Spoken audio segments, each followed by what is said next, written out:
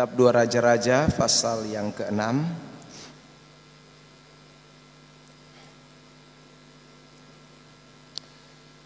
Saya mau berbicara tentang kekuatan doa ya saudara. Kitab 2 Raja-Raja pasal yang ke-6.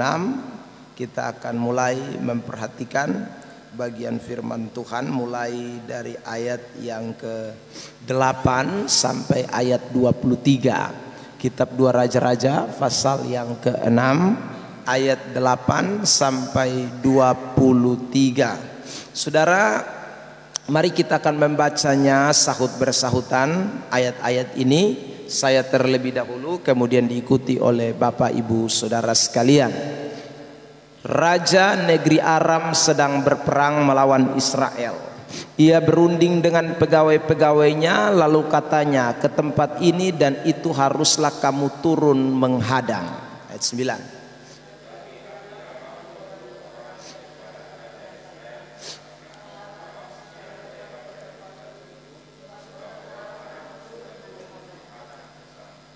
Sebab itu Raja Israel menyuruh orang-orang ke tempat yang disebutkan abdi Allah kepadanya. Demikianlah Elisa memperingatkan kepadanya supaya berawas-awas di sana, bukan sekali dua kali saja. Ayat 11.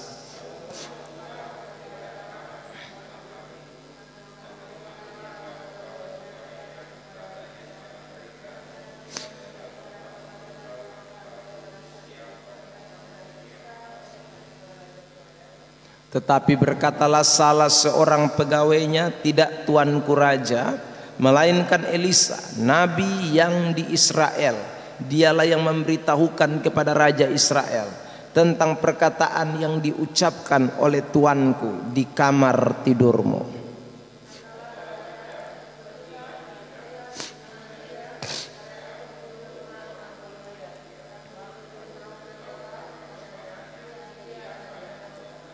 Maka dikirimnyalah ke sana kuda serta kereta dan tentara yang besar.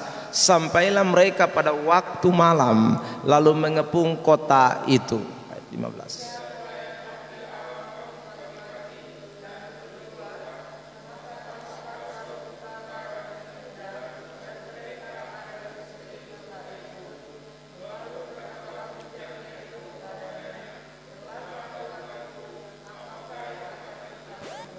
Jawabnya, jangan takut, sebab lebih banyak yang menyertai kita daripada yang menyertai mereka. Ayat 17.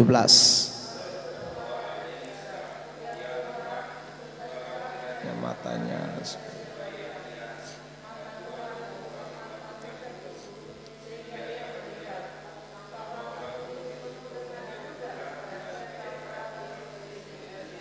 Ketika orang-orang Arab itu turun mendatangi dia, berdoalah Elisa kepada Tuhan, butakanlah kiranya mata orang-orang ini. Maka dibutakannya mata mereka sesuai dengan doa Elisa.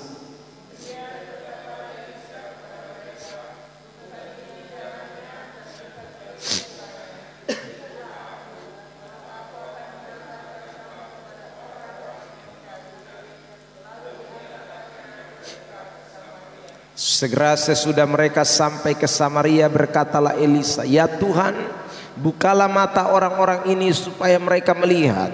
Lalu Tuhan membuka mata mereka sehingga mereka melihat, dan heran mereka ada di tengah-tengah Samaria.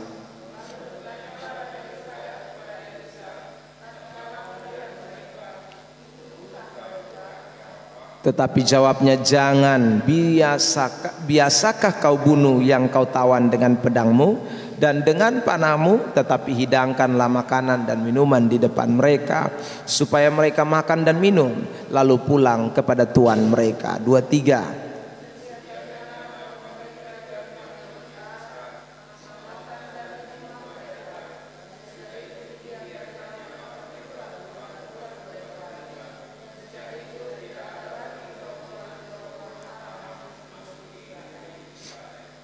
Baik Bapak Ibu Saudara yang diberkati oleh Tuhan Yesus Kristus, waktu kita membaca bagian firman Tuhan ini, kita menemukan bagaimana Raja Aram itu sedang berniat untuk memerangi atau melawan bangsa Israel.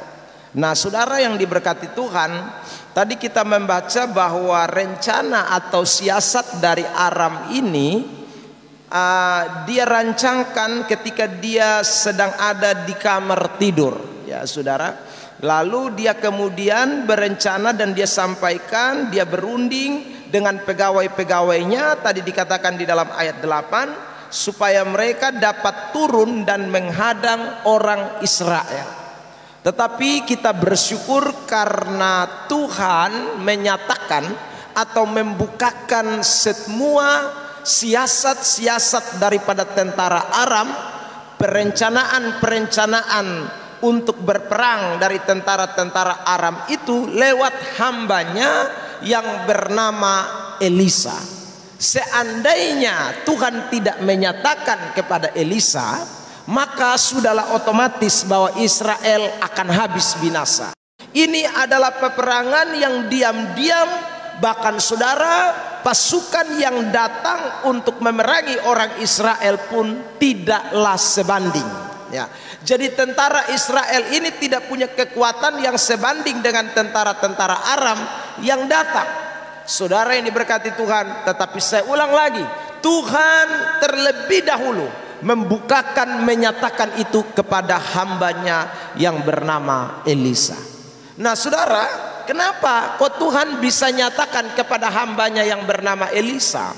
Kalau kita membaca di dalam ayat yang ke-17 dan ayat yang ke-18, kita menemukan jelas alasan yang kuat kenapa Tuhan mau menyatakan itu melalui hambanya Elisa yang dipercaya pada waktu itu menjadi nabi Tuhan. Dikatakan di dalam ayat 17, saya bacakan firman Tuhan. Lalu berdoalah Elisa, ya Tuhan, bukalah kiranya matanya supaya ia melihat. Maka Tuhan membuka mata bujang itu sehingga ia melihat. Tampaklah gunung itu penuh dengan kuda dan kereta berapi sekeliling Elisa.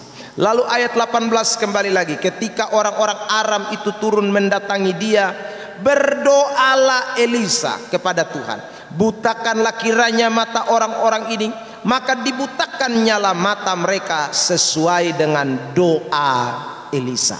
Jadi Tuhan menyatakan kepada Elisa, karena Elisa ini seorang hamba Tuhan, seorang nabi yang memang punya hubungan yang dekat dengan Tuhan.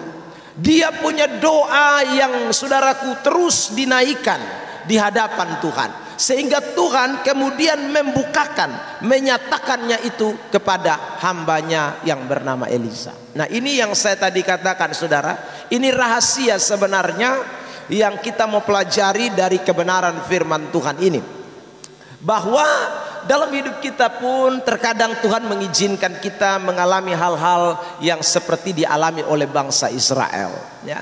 Anda dan saya ini kan tidak pernah tahu, ya, masalah itu datang kapan. Kita tidak pernah tahu saudaraku, musuh serang kita kapan. Kita tidak pernah tahu cara setan untuk menyerang kita itu seperti apa. Kita ini saudaraku tidak pernah tahu. Tetapi kita bersyukur karena sebagai orang-orang percaya, hari Rabu saya tekankan, orang-orang pilihan Allah, orang-orang yang ditetapkan oleh Tuhan, itu Tuhan selalu menyatakan terlebih dahulu lewat doa. Jadi doa yang kita lakukan itu adalah bagian daripada cara Tuhan untuk membukakan sesuatu yang tidak kita ketahui, untuk menyatakan saudaraku sesuatu yang terselubung. Inilah cara Tuhan lewat doa itu sendiri. Nah saudara yang diberkati Tuhan Yesus Kristus, kira-kira apa saja yang kita bisa temukan waktu Elisa berdoa? Apa saja yang dibukakan? Mari kita perhatikan ayat firman Tuhan tadi. Saudara, saya mau mulai dari ayat firman Tuhan di dalam ayat yang ke-9 dan ayat yang ke-10. Perhatikan, saya bacakan. Ini yang Tuhan bukakan ketika Elisa mulai berdoa. Saudara, saya bacakan ya ayat 9. Tetapi abdi Allah menyuruh orang kepada raja Israel, mengatakan, awas, jangan lewat dari tempat itu. Abdi Allah ini adalah Elisa. Elisa kasih tahu sama bangsa Israel karena Elisa sudah dapat berita dari Tuhan bahwa orang-orang Aram itu akan turun untuk menghadang orang Israel. Karena itu saudaraku, Elisa kasih pesan, dia bilang tolong kamu pergi sampaikan kepada Raja Israel, awas hati-hati jangan lewat itu jalan karena orang Aram turun menghadang di sana. Ayat 10. Sebab itu Raja Israel menyuruh orang-orang ke tempat yang disebutkan abdi Allah kepadanya. Demikianlah Elisa memperingatkan kepadanya supaya berawas-awas di sana, bukan sekali dua kali saja. Bukan sekali dua kali saja. Jadi saudara yang diberkati Tuhan, rupanya Aram turun menghadang itu juga bukan satu dua kali. Makanya Elisa itu memberikan peringatan juga berulang-ulang kali. Tuhan menyatakan kepada Elisa berulang-ulang kali supaya orang Israel jangan lewat jalan itu, jangan turun ke jalan itu, jangan pergi ke jalan situ. Kalau kamu mau lewat jalan lain. Kalau kamu sedang mau ke satu tempat, jangan turun ke tempat itu. Saudara yang diberkati. Nah, ini Tuhan nyatakan ketika Elisa mempunyai hubungan doa yang dekat dengan Tuhan. Dengan kata lain begini saudara, waktu kita berdoa, kita akan menemukan Tuhan itu membukakan jalan-jalan yang tertutup. Tuhan itu akan menyatakan kepada kita jalan mana yang harus kita lalui. Tuhan itu akan memberikan jalan yang terbaik buat kita. Saya suka baca itu ayat dalam kitab Amsal pasal 14 ayat yang ke-12 ya saudara. Karena ada banyak jalan yang disangka orang lurus tetapi ujungnya menuju maut. Tapi kalau saudara berdoa, Tuhan akan tunjukkan ini loh jalannya, ini loh jalan yang terbaik. Kamu jangan ikut jalan yang itu, karena kalau kamu ikut jalan yang itu kamu binasa. Kalau kamu ikut jalan itu kamu akan celaka. Kalau kamu ikut jalan itu menuju maut. Kamu kalau ikut jalan itu kamu sial. Kamu tidak alami jalan keluar. Tuhan kasih tunjuk jalan kepada kita. Kapan itu? Sekali lagi, waktu kita ada di dalam doa. Makanya orang Kristen yang berdoa tidak mungkin bunuh diri, ya. Karena begitu masalah berat, dia berdoa, Tuhan kasih jalan. Tadinya jalannya mungkin sudah bilang, oh ini jalan buntu, ini jalan pintas, ini bagaimana saya bisa lewati ini, saudara. Tetapi begitu berdoa seperti Elisa, Tuhan kasih tunjuk jalan. Saudara ini diberkati Tuhan, ya, sehingga jalan tidak keliru, ya. Kita tidak mungkin saudaraku pilih jalan salah kalau kita ada di dalam doa. Ada banyak orang yang suka menyesal kemudian, ya. Itu karena dia tidak minta di dalam doa. Karena tidak minta di dalam doa, akhirnya ikuti dia pun jalan, ternyata ujung-ujung sial. Ujung-ujung tidak bawa berkat. Ujung-ujung tidak membawa sesuatu yang menyenangkan. Karena memang dia tidak berdoa. Tapi waktu kita berdoa sekali lagi, Tuhan akan tunjukkan jalan buat kita. Ada amin jemaat Tuhan, ya. Karena itu saya mau ajak kita semua jangan malas doalah, ya. Ada begitu banyak orang Kristen ini rajin ibadah tapi malas doa. Nggak bisa saudara, Anda mesti rajin doa karena doa itu kunci, ya. Kalau kita tidak doa maka tidak ada jalan buat kita. Saudara yang diberkati Tuhan. Jadi kiranya Tuhan tolong kita semua supaya kita jangan malas doa. Hidup doa itu penting sekali.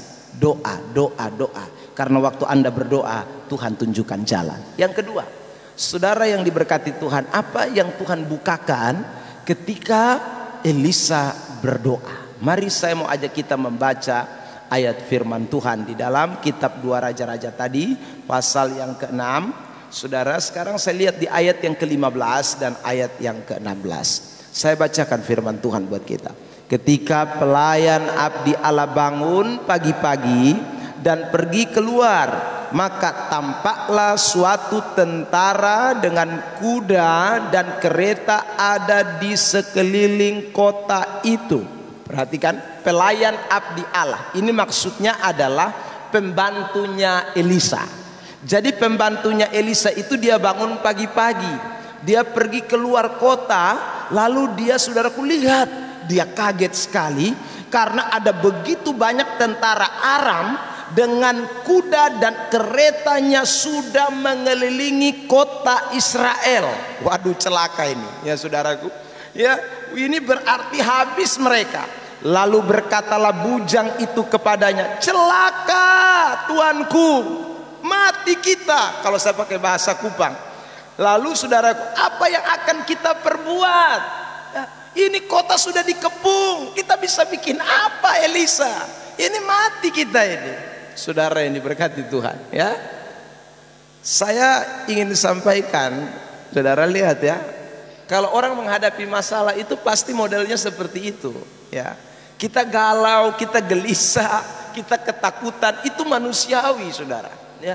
Tapi coba kita akan baca di ayat yang ke-16. Waktu kita berdoa apa yang terjadi?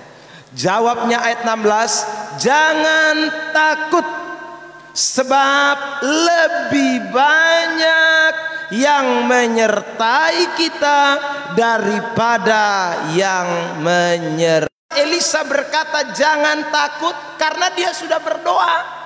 Dan Tuhan sudah menyatakan kuasanya kepada Elisa dengan mengirimkan bukan hanya kuda dan kereta, tetapi ayat yang ke-18 itu mengatakan 17-18 keretanya itu kereta berapi. Saudara, pasukannya bukan pasukan duniawi, tapi yang ada sekarang pasukan tentara surgawi yang mengelilingi. Wah, maka saudara yang diberkati Tuhan, terjadilah berat itu waktu kita tidak berdoa, seperti bujangnya Elisa itu, seperti pembantunya Elisa. Tapi begitu Anda berdoa, Anda akan lihat beda.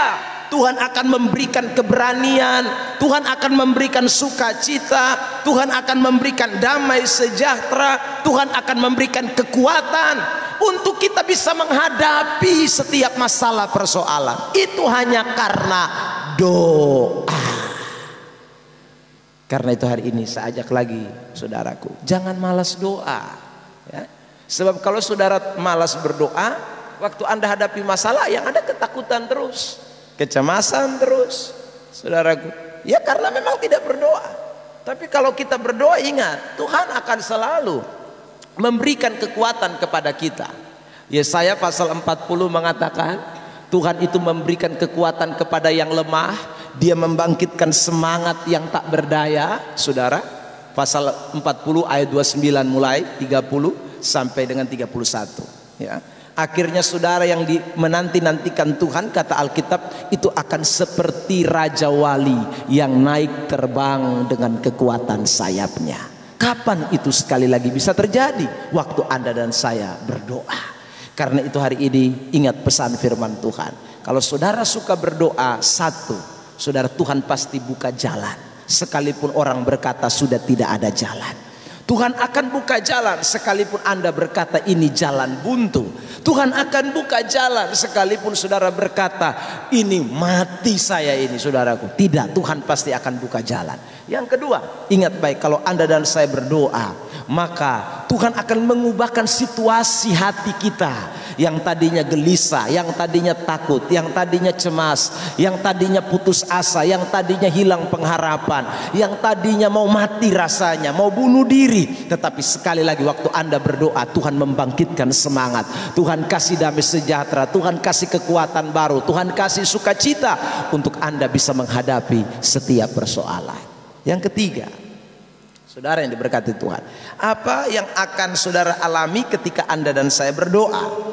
Mari kita memperhatikan firman Tuhan ya, saudara yang diberkati Tuhan. Dari kitab 2 Raja-Raja tadi, pasal yang ke-8, mari kita baca 6 ya. Kitab 2 Raja-Raja pasal yang ke-6. Saya mau bacakan ini ayat yang ke, sabar ya,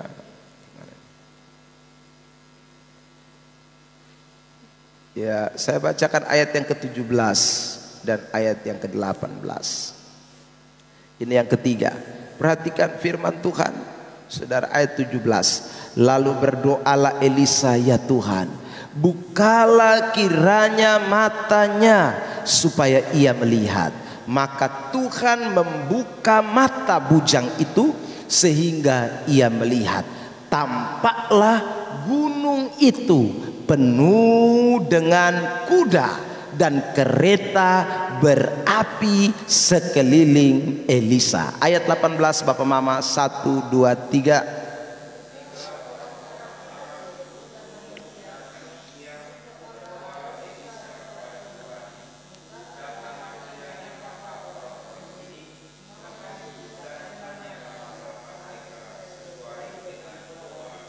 Saudara lihat, ini ada dua keajaiban yang terjadi ya. Kalau kita membaca di ayat 17, keajaibannya Tuhan bukakan mata bujang sehingga melihat tentara besar itu, saudaraku.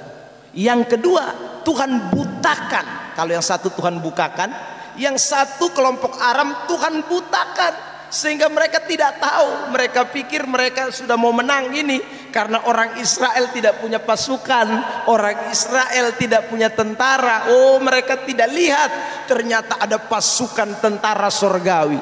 Tuhan butakan mata mereka sehingga akhirnya mereka terpukul kalah habis oleh kekuatan tangan Tuhan sendiri. Saudara, artinya begini, di dalam doa itu Anda dan saya akan melihat hal-hal yang tak mungkin menjadi mungkin ya, yang mustahil menjadi tidak mustahil. Tadi kita nyanyikan pujian bukan ya, saudara. Doa itu mengubahkan yang tak mungkin menjadi mungkin ya.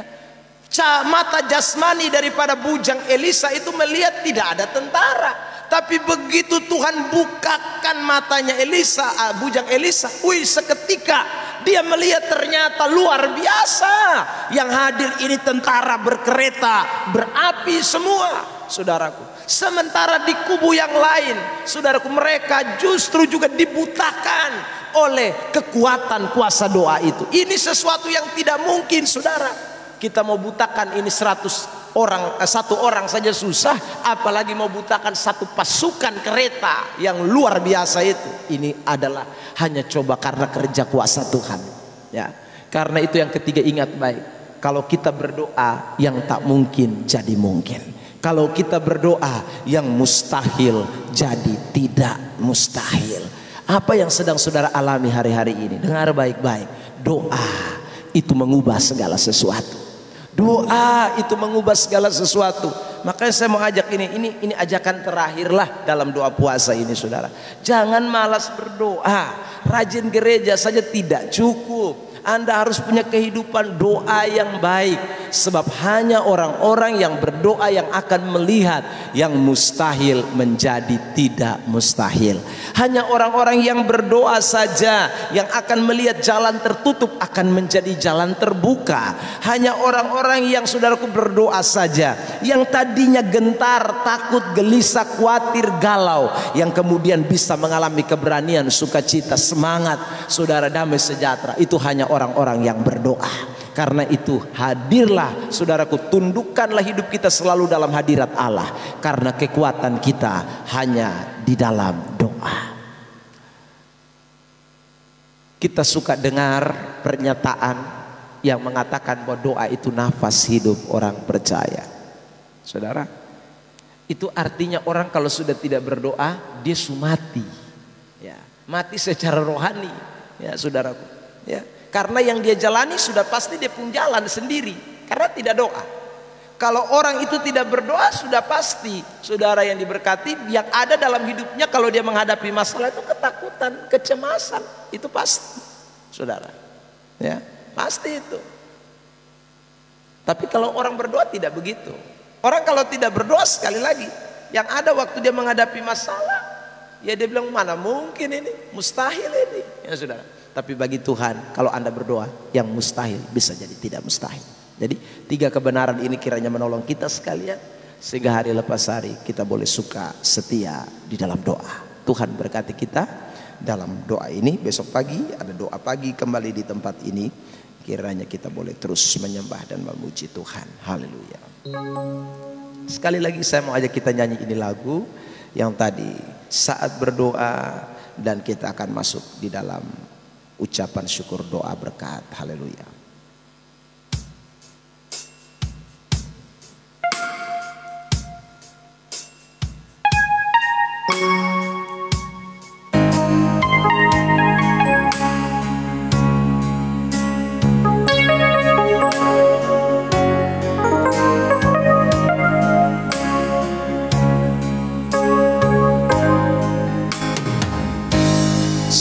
saat berdoa Tuhan bekerja, Tuhan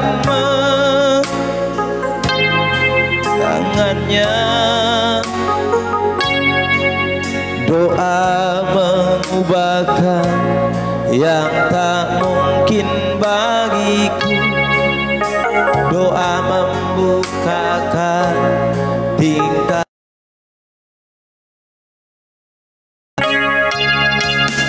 Tiada yang mustahil bagimu, tiada yang tak mungkin bagimu. Dulu, sekarang, sampai selama-lamanya, Tuhan Yesus berkuasa. Tiada yang mustahil bagimu, tiada yang tak mungkin bagimu. Dulu, sekarang, dulu, sekarang, sampai selama-lamanya, Tuhan Yesus berkuasa. Dulu, sekarang, dulu, sekarang, sampai selama-lamanya, Tuhan Yesus berkuasa. Bapa di sorga, kami berdoa, kami percaya Tuhan berkuasa. Tuhan kenal semua kami yang hadir pada kesempatan diberkati ini, siang hari ini dalam doa bersama. Tuhan tahu akan seluruh pergumulan hidup kami, baik kami semua yang hadir secara onsite, bahkan juga mereka yang hadir secara online lewat akun Facebook hamba-Mu. Tuhan, hamba berdoa saat ini, Tuhan, Engkau Allah yang luar biasa. Kalau Engkau berperkara buat Elisa, Engkau berperkara buat Israel, kami percaya Engkau tidak pernah berubah. Tuhan yang sama sedang berkarya sampai detik ini, sampai hari ini. Dan hamba berdoa menyerahkan setiap kami yang hadir, Tuhan dapati. Hamba berdoa buat Mama Lasi, Tuhan berkati, Tuhan campur tangan, Tuhan bela, Tuhan nyatakan kuasa-Mu atas kehidupan Oma Lasi. Tuhan berkati juga Mama Katu yang ada, Mama Kauna yang ada. Kami berdoa, Tuhan tolong, kami minta kuasa, mujizat Tuhan, kami serahkan pergumulan hidupnya, Tuhan berperkara, mujizat Tuhan juga dinyatakan. Kami berdoa buat Mama Nia, Tuhan berkati, Tuhan campur tangan, Tuhan bela, dan Tuhan juga berperkara atas kehidupannya. Kami berdoa menyerahkan juga Bapak Robert, Tuhan berkati, Tuhan berperkara, dan Tuhan terus kerjakan juga tanda-tanda mujizat heran dalam kehidupan hamba-Mu. Kami berdoa buat adik Ken, Tuhan berkati, Tuhan campur tangan, Tuhan ubahkan, Tuhan kerjakan kuasa dan mujizat-Mu Tuhan dalam kehidupannya juga. Kami berdoa menyerahkan Ibu Dika, Tuhan berkati, Tuhan campur tangan, Tuhan berkati, Tuhan terus kerjakan apa yang menjadi kekuatan kuasa-Mu dalam kehidupannya, nyatakan dan buktikan. Kami berdoa juga menyerahkan Ibu Nelci, Tuhan berkati, Tuhan campur tangan, Tuhan bela dalam seluruh pergumulannya, dalam seluruh hal yang Tuhan dia rindukan. Tuhan Allah berperkara. Bahkan kami hamba-Mu Tuhan juga yang Kau dapati, Tuhan berkati dan Tuhan kerjakan kuasa dan mujizat-Mu. Kami berdoa buat saudara kami Jordan, kami berdoa buat saudara kami Lina Nainggolan, kami berdoa buat saudara kami Junianto, Bapak Pamri, kami berdoa buat Bapak Agus, kami berdoa buat Bapak Yusuf, kami berdoa buat Ibu Novita, Vinit, kami berdoa juga menyerahkan Bapak Yansen, Nobertina, kami serahkan Agustina, Nathan Juve, kami berdoa buat Ibu Mary Lamaleba dan semua Tuhan yang mengikuti live streaming pada kesempatan ini. Hamba berdoa dalam nama Tuhan Yesus Kristus, Tuhan dapati mereka semua yang hamba sebutkan, dan kuasa-Mu terjadi juga buat mereka. Pulihkan mereka Tuhan, berkati rumah tangga, berkati masa muda, berkati segala sesuatu yang mereka gumuli. Terima kasih Bapak, hamba percaya ada kuasa tangan Tuhan yang tak terbatas yang menjangkau kami sekalian. Terima kasih Tuhan, segala hormat pujian hanya bagi Tuhan. Kami akan kembali Tuhan sertai kami dalam sebentar perjalanan pulang, dan Tuhan terus berkati dalam sepanjang hari yang Tuhan masih percayakan, dan biarlah kami boleh berjalan dalam kehendak dan kemuliaan bagi nama Tuhan. Terima kasih Tuhan, kami juga nikmati berkat Tuhan untuk buka puasa. Tuhan berkati semuanya dan boleh menjadi kekuatan jasmani buat tubuh kami Tuhan. Terima kasih. Di akhir dari kebaktian Bapak Ibu Saudara, arahkanlah hatimu kepada Tuhan dan mari terima berkat yang datang daripada Allah Bapa, kasih sayang daripada Tuhan Yesus Kristus, persekutuan penghiburan dari Allah Roh Kudus turun di atas setiap kami Tuhan, memberkati kami sekalian mulai dari sekarang ini kekal sampai selama-lamanya. Seluruh berkat, mujizat dan pertolongan Tuhan kami sudah sambut dan terima hanya di dalam nama Bapa, Anak dan Roh Kudus yang sudah diberkati dan siap pulang menjadi berkat bersama. Katakan amin. Shalom. Tuhan berkati.